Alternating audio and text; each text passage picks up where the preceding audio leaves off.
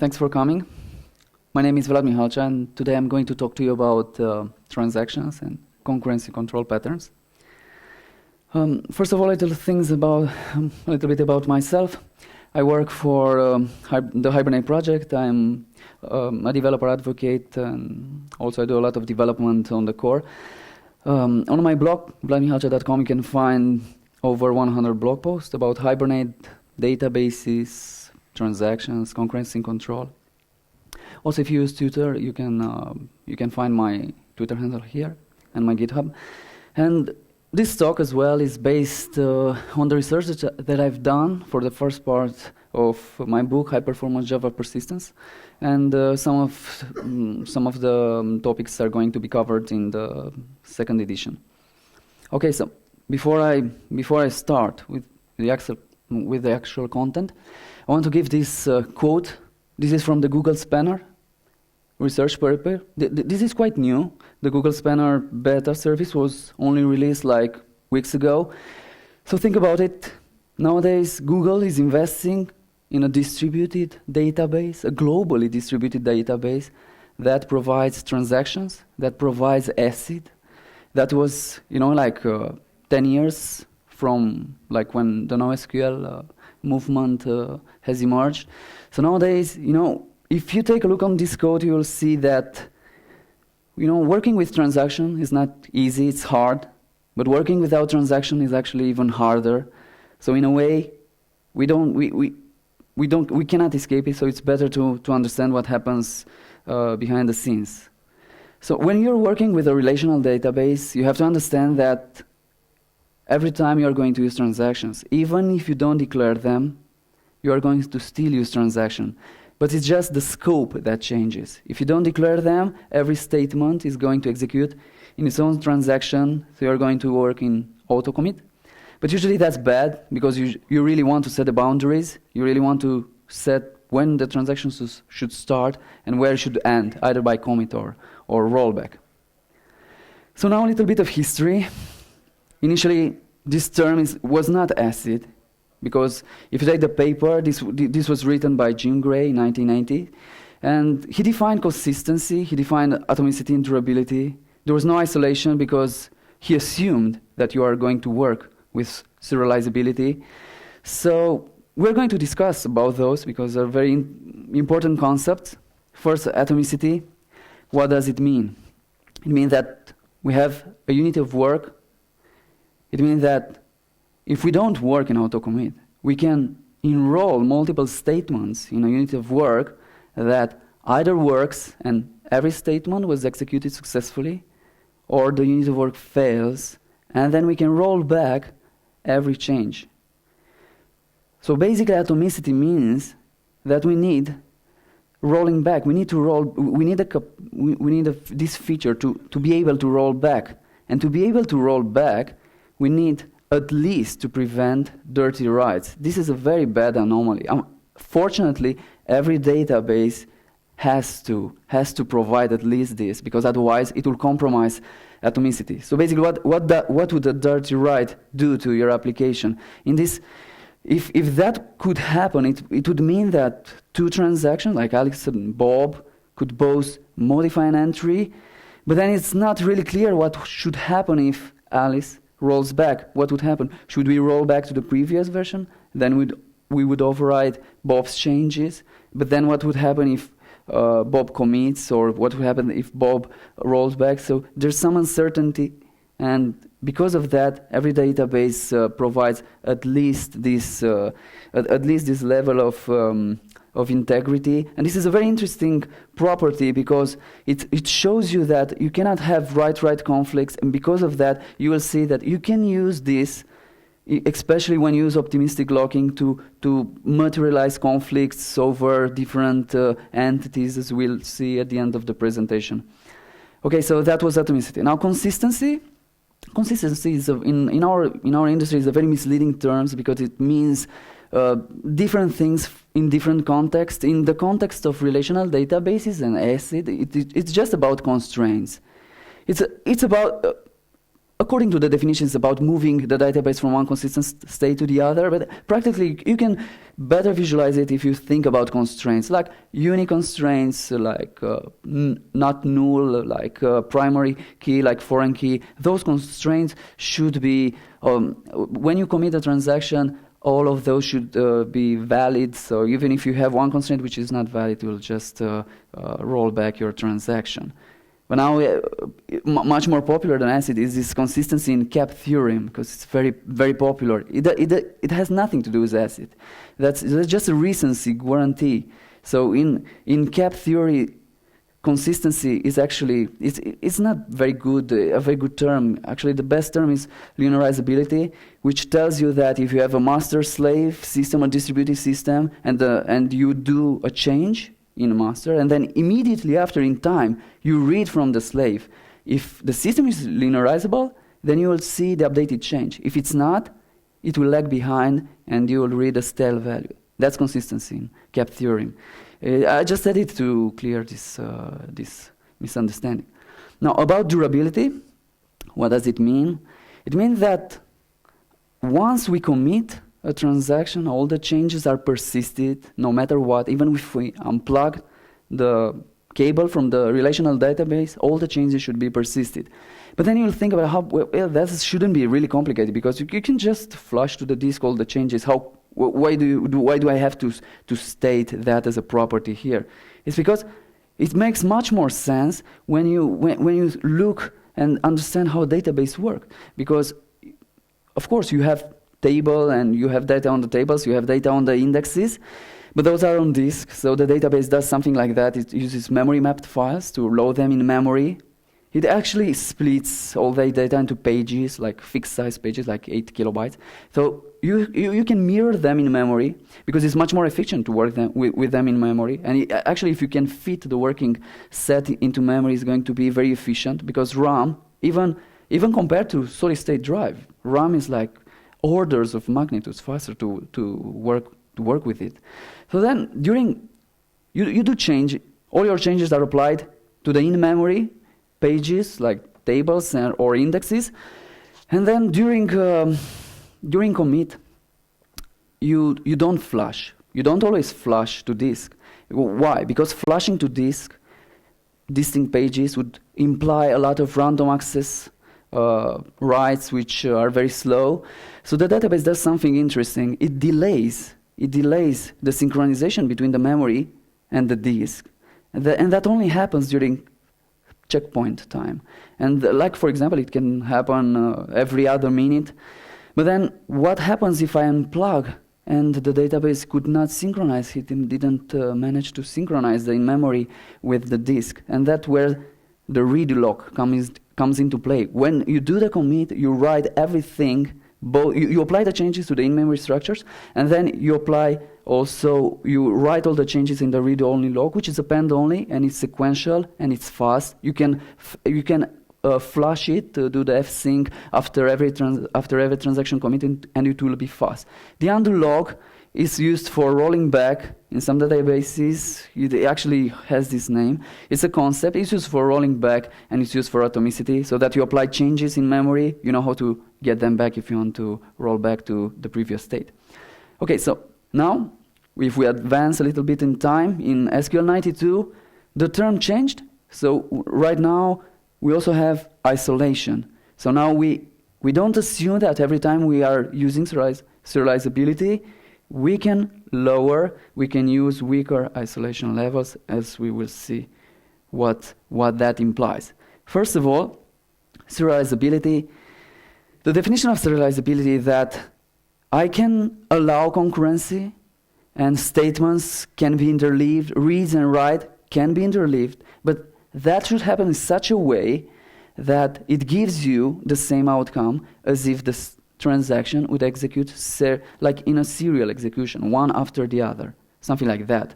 Like Alice does her transaction, she commits, and then Bob comes, he does his transaction, and he commits. And actually, there are systems that work that way, as we will see. Now, if you allow concurrency, if you want to allow multiple connections, and multiple users can connect to your database, and you don't do any concurrency control, you can have conflicts, all sorts of conflicts, like this one. Like, for example, both Alice and Bob are going to read an account.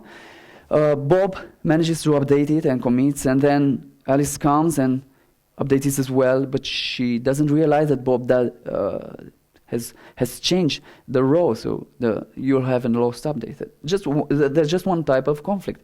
So you need some concurrency control to deal with all those conflicts. And typically there are two ways to do that. You can either avoid concurrency altogether. For example, VolDB does that. Because VolDB is working in memory, it's a new SQL database. It works in memory, and because it works in memory, it can work in such a way that all the transaction can be actually very, very fast, with very, very short response times. So for this particular reason, you can just use a single thread, and every transaction will be executed one after the other. So of course you get serializability because you actually get a serial execution. But then those are more like an exception than a rule. In reality, a relational database or even other databases allow multiple connections and multiple transactions to be run in the same time concurrently. So you need a way to control and to deal with conflicts. So when dealing with conflicts in concurrency control, there are basically two things that you can do. You can either avoid them, you can use two-phase locking to avoid conflicts, or you can detect them, and that's what multi-version concurrency control does.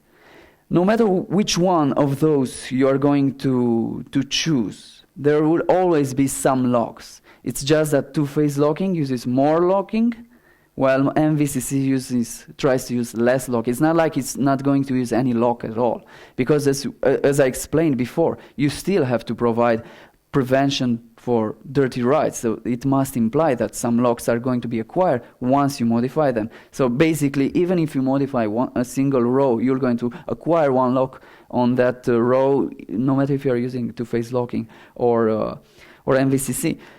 And typically you have two types of locks. This is pretty much the same like if you ever worked with Java util concurrent read-write lock, you know that you have read locks, which are shared locks, and exclusive lock, and which are also called write locks.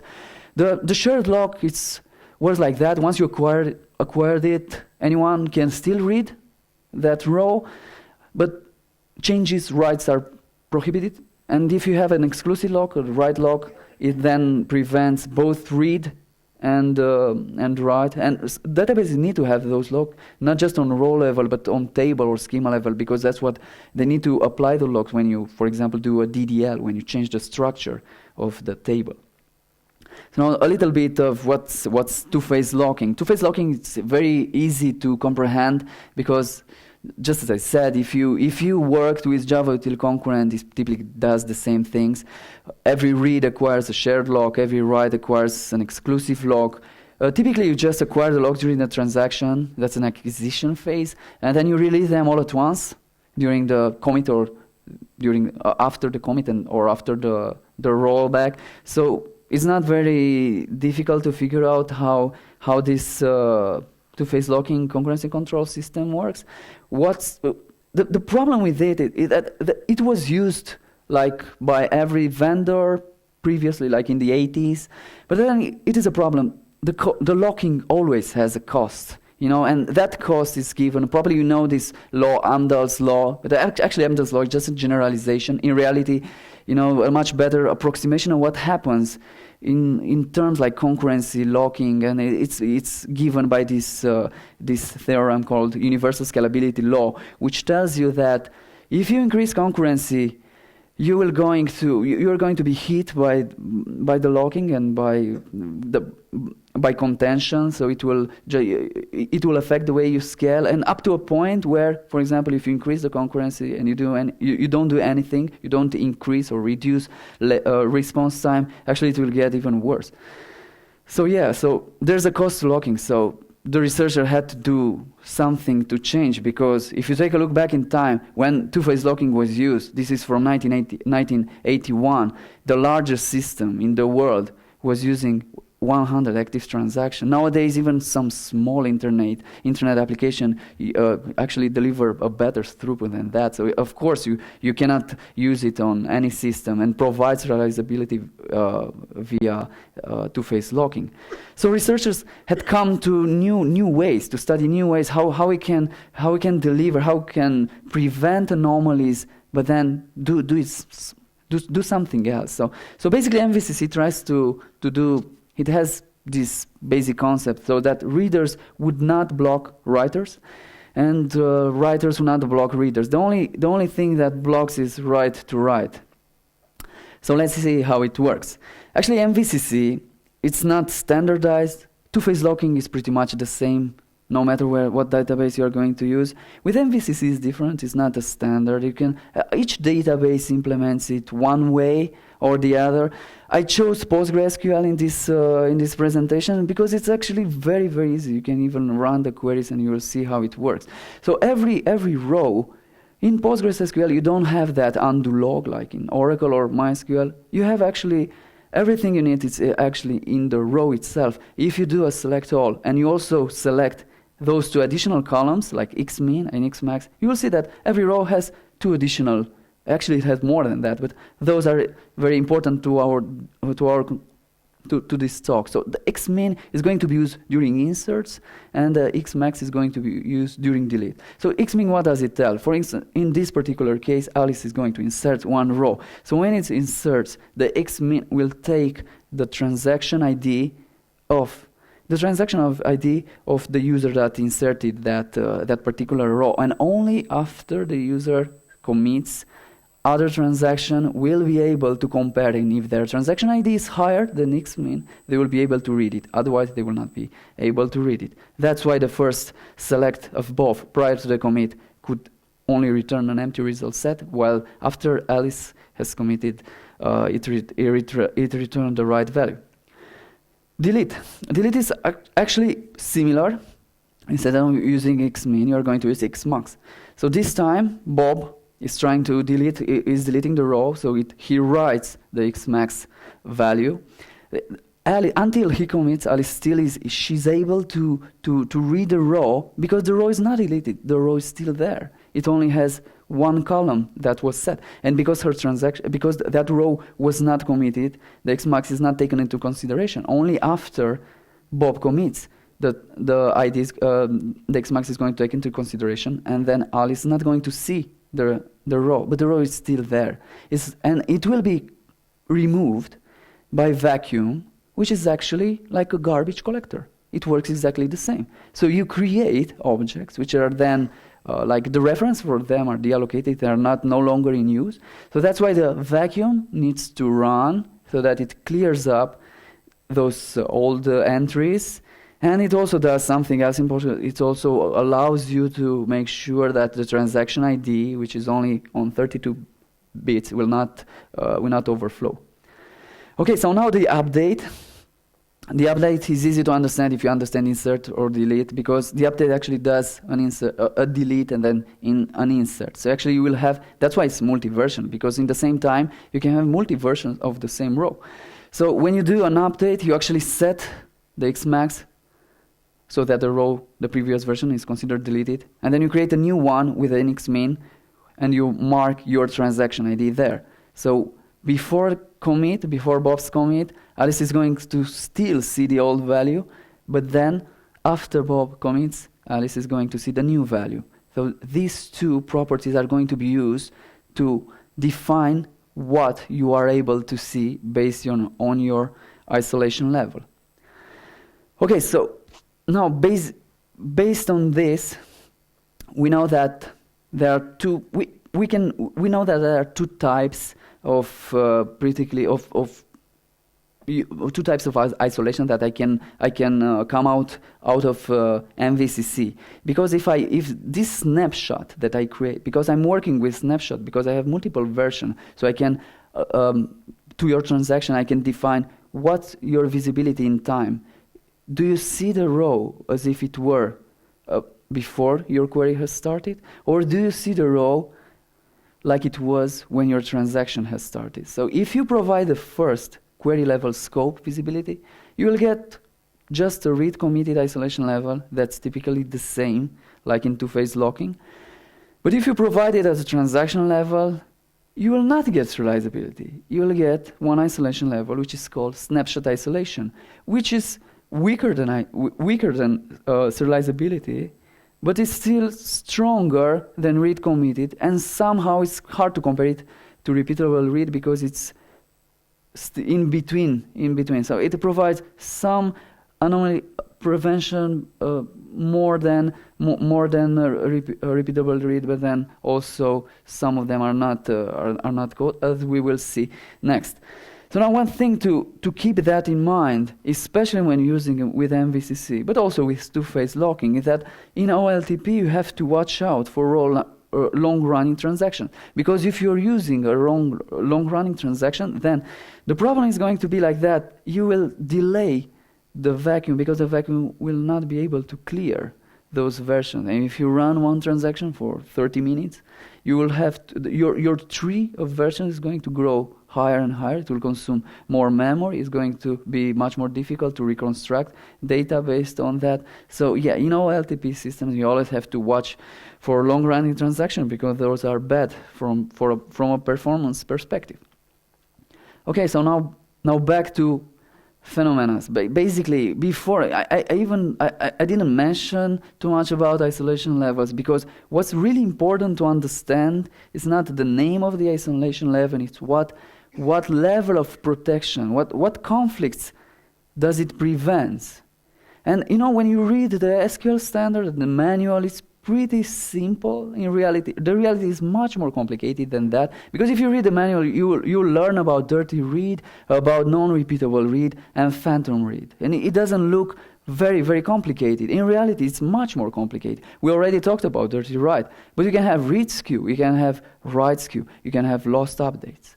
And some of them, even phantom read, sometimes it's a matter of perspective if it's prevented or not. So let's just talk about them. So dirty read. Dirty read happens if you are allowed to read a row that has not been committed yet. Usually this is pretty difficult to work with such an environment. The only reason why would you want to have that is, for example, if you're running some analytics queries which you don't mind too much about consistency because you're providing some statistical results or stuff like that. And there are some systems that still use SQL Server and don't have this requirement. So they have to allow this because otherwise they will not scale properly. Another conflict that could happen, it's the non-repeatable read. In this particular conflict, it goes like this. Bob reads a row, and then Alice comes, modifies the row, she commits it. And then Bob reads it again, and he sees a different value. So now that's going to be a problem because it's changed. Maybe I did some changes based on, I assume that once I read it, it should stay the same until I committed the transaction. There are all sorts of things that can go wrong based on this, depending on the algorithm that you want to implement. Now, the phantom read is actually a generalization of non-repeatable read. Instead of having one row, you actually have a range. So this time it's practically almost the same. Instead of reading one row, you read a range using a predicate. And then Alice comes, she inserts a new row, which conflicts with the same predicate. So if you if you run the query again, you will see 4 rows. So it's the same thing that we discussed before. But then those are in SQL 92. Okay, so you read the documentation, you get familiar with them, and you think that's the only thing that can go wrong in your application. But then that's not enough. In reality, you have more. Like, for example, read skew, which some developers are not pretty familiar with this because it's not anyone's fault. You don't get to see too much documentation and written about this phenomena that can happen. So in this particular conflict, you have 2 rows which need to be synchronized. Like, for example, I write a post, and then I also want to make sure that the post details, which is a one-to-one relationship between them, marks the the person who did the change on the post. So now Alice is trying to read those two entries. But, because transactions happen concurrently, or they are like threads, it can be interrupted and someone can just sneak in and do his work, get a shot and for the CPU and for the memory. So Alice starts, she reads the post, but then Bob comes extremely fast. He writes the post, and he writes, of course, the post details, and he commits. And then Alice resumes, she reads the post details, and now she thinks that the post with the value of transaction was written by Bob, but that's not correct, because that particular combination of rows has never existed in this form. So yeah, that's a conflict. Depending on your application, that can be a problem or not. It's not a universal guide that you should prevent it or not. So now you also have write skew. That's a little bit more complicated, because now both Alice and Bob are reading this too. But then Bob does something like that. He figures out that, okay, so the post detail is still Bob. I'm not going to update that. So I'm just going to update the post and marking it with my change. And Alice looks at this post and says, okay, the value of post of transaction is really good. I see that Bob updated it, but then I want to be marked that I'm the last person who wanted this value to be like that. So I'm going to just update the post details. And now we got into a situation where those two values are not relevant and not consistent anymore. And our constraint has just broke. And the last update, I already talked about it during the conflict, during that example. It's very typical. I put it in last because it can happen even if you have serializability and if you're using web application with application level transactions. So here it's just as I told you, you read a row and then you decide both transactions read the row and then they decide to change it. And one transaction managed to change it, and once you update it as well, you will overwrite one change without being aware that that change happened since you last read the row. Okay, so now depending on the two-phase locker or MVCC, those anomalies are going to be prevented differently. Like for example, when you take locks, as I told, you avoid conflicts. So in this particular case, Alice has issued, like for example, here Alice is trying to see what's the sum of salary in some department, because she wants to get to issue an update to raise the salaries, but she doesn't want to go above a budget. So now she reads that, and then in between, the hasher, Bob from hasher, tries to insert a value that would change, so it increases the sum of salaries. So if you use the two-phase locking, because Alice has acquired a lock, then Bob will be blocked until Alice releases the lock. So that's how it works in two-phase locking. On MVCC, it works differently. It allows the conflict to occur. You allow Bob to do the change. But then when Alice tries to commit, it will see that the assumptions have changed. So you have to roll back. So that's what is called conflict detection. So you get an exception. But then you get this situation. Is this a phantom read or not? If you read the documentation, if you go by the standard, by the book, it will say that this is not a phantom read, because you still provide a snapshot. If I can rerun the query, I can still read from the snapshot. But here I can still insert the value, and then when update occurs, at least this is in Postgres, and you commit, both of transactions can commit. And some would argue that this is not a phantom read. This is okay because I can reorganize. If I reorganize another way, it will still be the same. But if you think about it, if it worked on two-phase locking and it doesn't work in MVCC, you have to think about why it's not working. Then maybe we don't provide. Maybe only provide half the protection. So yes, it's just a matter of perspective whether you decide if this is a conflict for you or not. Okay, so again, back to SQL Standards. It's pretty simple. You only have like 4 isolation levels and only three phenomena that could happen. So for example, in read uncommitted, all of them can happen. In read committed, only dirty read is not allowed. And in repeatable read, only phantom read is allowed. And in serializable, no phenomena could happen. But reality is different, because reality looks something like this. In Oracle, you have read committed and serializable. You only have 2 of them. But then if you look here, the read committed is pretty much the same. Only dirty read is prevented. But serializable, if you take a look, it doesn't prevent write skew, because on Oracle you don't have serializable. You have snapshot isolation, which is a which is a good isolation, but it's not serializable. So you have to do something more above that. In SQL Server, you have a lot of isolation levels because the first 4 ones, according by the standard, those are using two-phase locking, and the other ones are using MVCC. And exactly, the snapshot isolation, which has a proper name, is the same like in Oracle. And then in PostgreSQL, the repeatable read is actually snapshot isolation, like in Oracle, but then serializable is serializable snapshot isolation, and it provides prevention, detection for all of that. But then the phantom read is still with a question mark. And in MySQL uses still MVCC, but it's also non-serializable, it uses locking. So then it managed to provide a serializable isolation level, so that compared to Oracle, although it uses MVCC, you can still prevent the write skew. And much more than that, you can still prevent many the last phantom read anomaly that I showed you previously. It's prevented in MySQL because it takes locks on row level gaps. So ACID is important because, as you see, there are many conflicts that could happen. So depending on your application, that could be either bad or probably you don't have to worry about that. So it's a matter of context. You have to reason based on your requirements. So yeah, ACID is a good thing, but it's not sufficient because we don't work like we used to work like 30 years ago when we used a system which was more like a two-tier. You just got a connection to the database which was only yours. You did the reads and the writes, and at the end you just close it. But we don't work like that anymore. We use multi-request logical transaction. You read, you go to a database transaction, there's a user think time, you decide what to change, and then you do the write, but that happens in other transaction.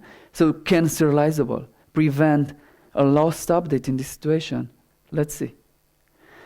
So in this particular case, we're reading a product, and then the batch job decides that we don't have any quantity, we don't have any product in the warehouse. But then I see that there's still 5 of them, so I can read it. So I want to buy it. So I go and buy it, and I update the quantity, and now it's -1. So yes, you can use serializable, but because you have 2 different transactions, it will not help you. You still get a lost update. But then I realized that, okay, so yes, that happened. That happened because I lost my state, so I had to reread. So let's keep the state. So this way, I'm going from stateless to stateful. It doesn't have to be on the server. It can also be on the client. But I need to preserve some state between my 2 physical transactions to the database. So here I read the product, the batch job comes, and then he updates the quantity. And when I try to buy it, I just say, okay, so I use my last value that I read, and now I'll decide that I just decrease the quantity and update. And that would happen if you're using, for example, JPA. That would be typical, and you just save the object in the current running session, HTTP session, and you just update it like that. You will just overwrite the batch job update, and then you will still use a different quantity, and that's not correct. That's still a conflict. It's still a lost update. So you have to use something else. You need more than that. So not only I think that is good, but you need, if you're using application level transaction, then you need application level concurrency control as well. So one of the best of them is this optimistic locking, which uses a version column, which usually the best one of them is just a number, an monotonically incremented number. So when you have that, you will use that in your where clause to say, okay, I want to update if the version of the row is the one that I read before. If it's not, you will get an update count of 0, and you will get an if section. And then you will understand that you've been prevented from doing that, which makes a lot of sense. So if we go back to our use case, here we preserve the state between those 2 particular transactions.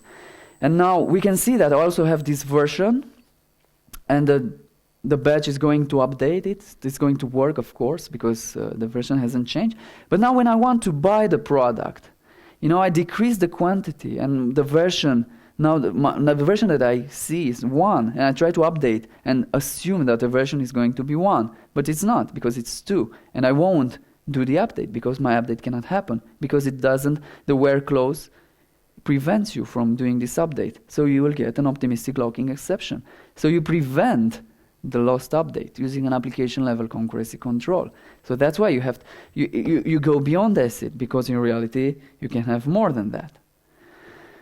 Okay, but that's not all. Why if I have a version and I have multiple columns which are not overlapping, like this one, title, views, and likes, they don't have anything one in common with the other. And I have 3 users, Alice, Bob, and Carol. And they all of them read the value, and then they want to update it. And then, of course, they want to increment the version. But only the first one will succeed, and the other one will not. But those are not overlapping. So in this particular case, according to my requirements, those are just false positives. So, yeah, I don't like that. It prevents me, it prevents the lost update. But what can I do about that? Because the most obvious change, just remove the version. It's not working properly, but that's bad. So you need to do something different.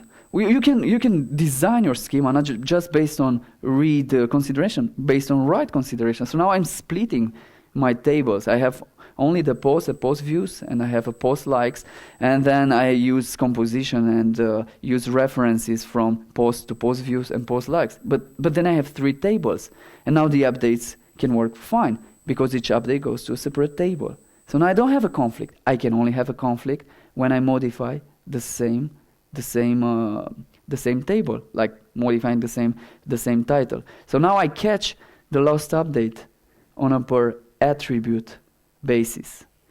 But that's not all. You don't always have to modify your schema. Sometimes you can do it with, for example, Hibernate provides this versionless optimistic locking. You don't even define a version. It will take into consideration the fields that you changed. So for example, if I change the title, I use the previous version of the title attribute. The same goes for likes and for views. And that works even if you don't change your schema.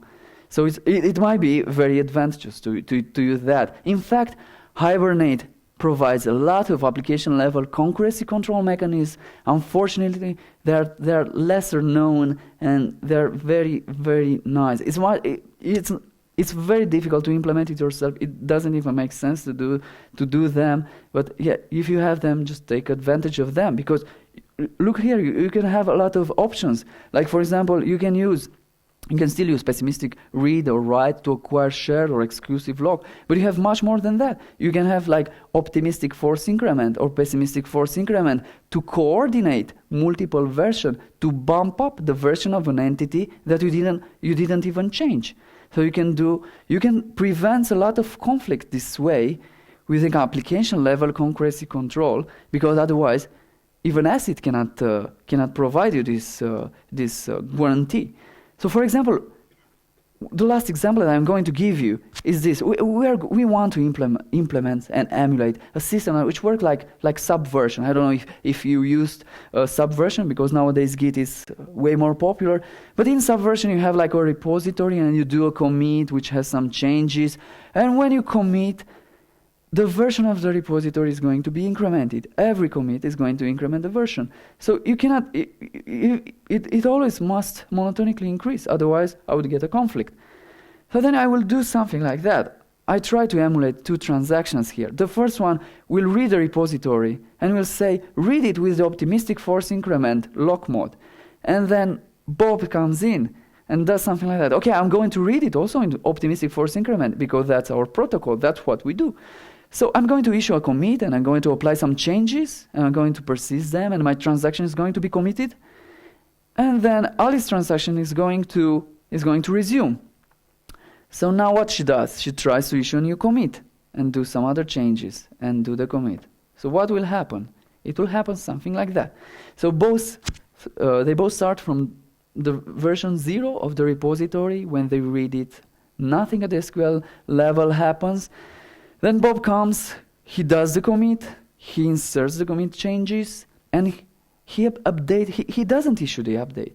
That happens by Hibernate does that. The JPA provider does that. It does that because it told Hibernate that you want to use optimistic force increment. You want to force the version of the repository to be increased at the end of your transaction. So increase the version with 1, and now the repository version is 1, which is exactly how Subversion works. But now Alice tries to do the same. So she resumes, she tries to insert a new commit, and with different changes, and at the end of her transaction, she also wants to update the repository. But she uses the version that she read, which is 0, it's not 1. So her update will not work. And so she will get an exception. Because because you get an exception, a runtime exception, you force Hibernate to roll back. So her transaction is going to be rolled back. That's exactly how it works. It forces you to update, like to check out, and then to do the conflicts if there are conflicts, and to retry again. So in a way, transactions work. You can think about it sometimes like, for example, in version control, version control systems work. Okay, so that's pretty much it. Now we have some time to answer your questions. So please, I'll be more than welcome to.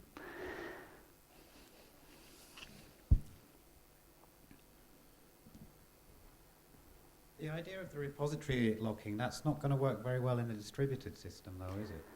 Well, yes, in a distributed systems, you cannot use distributed locks. That's how distributed databases work. It's very, very difficult to provide it. The NoSQL databases, it's not like they didn't want you to provide this, because it's very good to provide prevention for these anomalies. But you realize that in a distributed system, you have the network, which is unreliable. You have unreliable latencies. You cannot use distributed locks because they don't scale. So you need to use something else. So you have two possibilities. Either you don't use lock at all, so you don't care about that. So some systems provide only limited consistency model, or you can, if you can control the hardware, if you can control everything about the infrastructure, like Google does with Spanner, you can have a globally distributed database that still has it, and it doesn't use locks. It uses something else, which is actually even more awesome. It uses it uses like Paxos or Raft, so that you have to decide. You have to have a quorum to decide if a read or a write happened, because some nodes will see a lost value, but you need the majority of the node to define what should be the latest state of a row, or when I read from multiple nodes, and the quorum must decide which one tell the truth and which one don't tell. So it's still optimistic locking, because you allow things to go wrong, but then you go above them and you provide a protocol which tries to solve it. It tries to hide the fact that you don't use locking to prevent it. So it tries to resolve conflict. It's like a conflict resolving mechanism, like error detection, like how, for example, error detection codes work, something like that, if you think about it.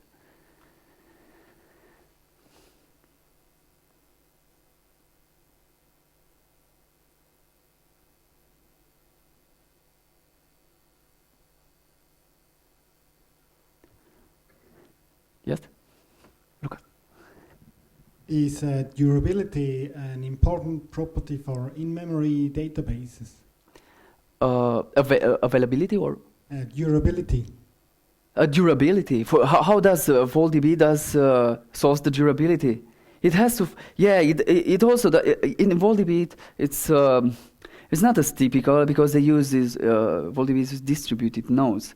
So then you don't write to a single node. Before the transaction commit, it must write to multiple nodes. And it also writes something to the disk. I cannot say for sure how it does, but I know that they use a combination of the disk. Also they use some flashing, but mostly they rely on the fact that they use multiple nodes.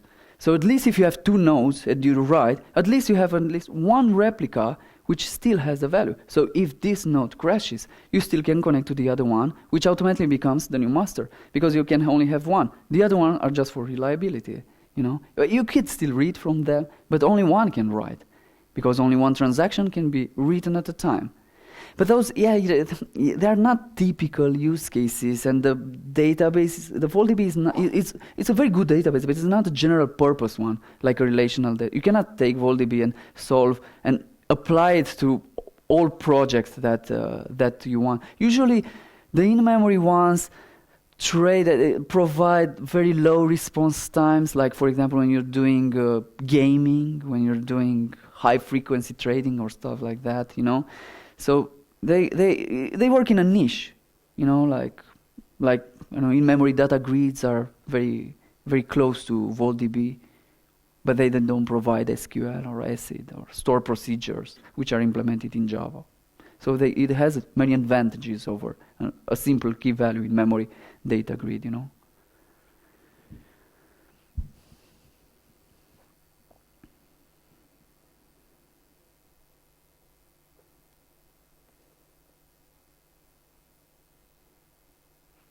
Okay, so thank you for coming to my talk. I hope you liked it.